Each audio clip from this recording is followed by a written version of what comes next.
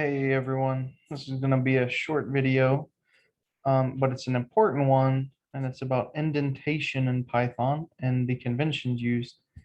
To indent your code block, you must either use one tab or four spaces for a level of indentation. So we've covered conditional logic, so you know how if statements work.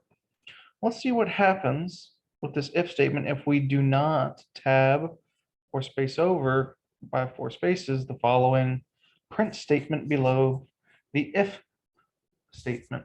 Let's see what does Python complain or no? What do you think? Let's see what happens. Uh-oh, we get an indentation error. You see this red text right here, indentation error, that's complaining about the print statement because we didn't tab it over. So I hit tab, so it jumps over immediately. And now if we run it, Python won't complain. And we get the correct message, which we'd expect because our number is 5. And the if statement is checking, is the number greater than 0? Is the number positive? Yes, it is. So instead of tabbing it over, we can space it over 4 spaces. 1, 2, 3. See how print's red? It's because Python still doesn't know what to do with it, but when I hit 4 spaces, it turns green back to the text color we'd expect it to be. So Python knows what to do with this. We run it, number is positive.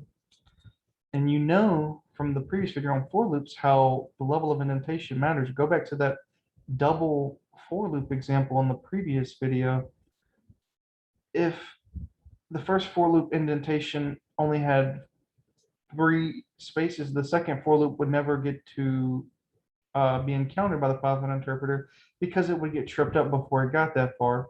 So the main message I want to send home to you with this video is just be consistent. I use tabs personally, but there was a Stack Overflow survey published a number of years ago that's found that coders who use 4 spaces instead of tabs actually make higher salaries throughout their career.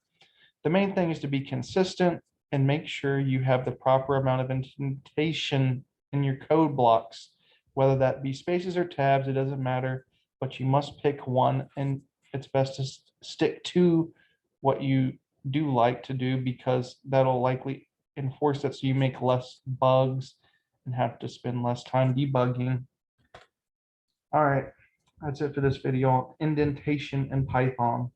Have a blessed day, my fellow Python programmers.